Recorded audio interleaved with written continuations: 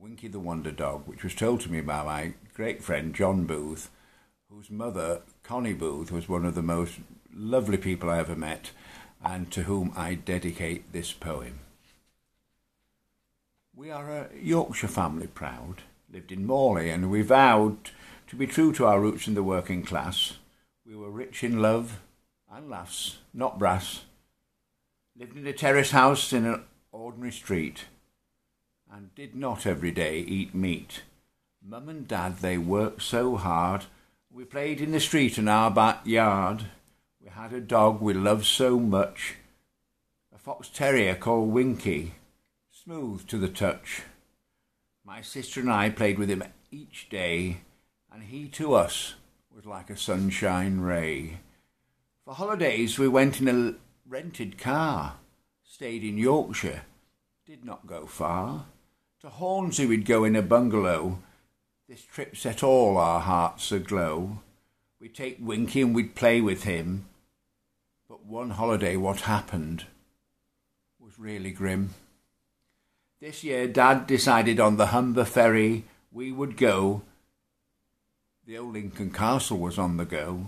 No Humber bridge or motorway had been built, and we got on the ferry happily with no guilt. Winkie was in the car shut in, and he did bark and make a din. Our car was parked right on the open deck. If it had rolled in the river, we would have been a wreck. One of the ferrymen said to let Winkie out. My mum wanted to refuse and wanted to shout. He said lots of dogs wandered about in the open air, and not to worry, there would be no scare. But we believed the sailors, so we opened the door and let Winkie go. My dad and sister were at the rail, looking over the river as the boats did sail. Winkie jumped up to be with them there, lost his footing and sailed through the air. He landed with a great big splash in the water, he did thrash. We called the sailors, but they would not stop for a dog, and his matted hair with oil did clog. We watched his head above the cold water, and we were sad because we knew he was going to his slaughter.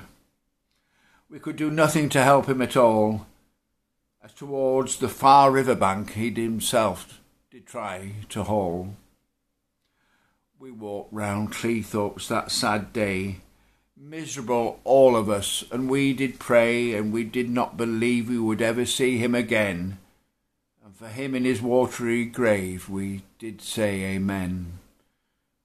We wore packamax in the rain, and Dad brought us candy floss to ease the pain. We crossed the river, saw no sign of him. Next day in Hornsey was miserable and grim.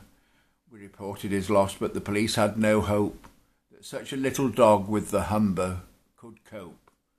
But late at night a policeman's knock brought joy to tell us that our darling boy had been found on Hull docks by a child, and we with joy were driven wild. Next morning we jumped in the car and drove to Marfleet police station, really quite far.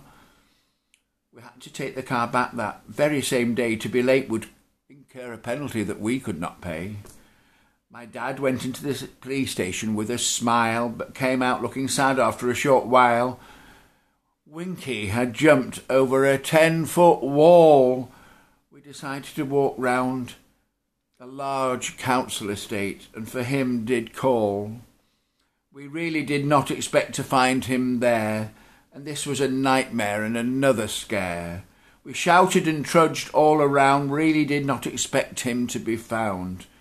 We had just about given up all hope, when with a bark appeared our smelly dope. He was covered in oil and stunk of fish so strong, but we hugged him and kissed him as to us he did belong. We loved him so, and were so happy to know he was not lost, and that he had not us broken hearts cost. It was a miraculous return, and we knew that for us he also did yearn. He did not seem traumatized or upset. We did not even need to see a vet. We went to a fish shop nearby, and he did help us eat fish, chips, and a pie.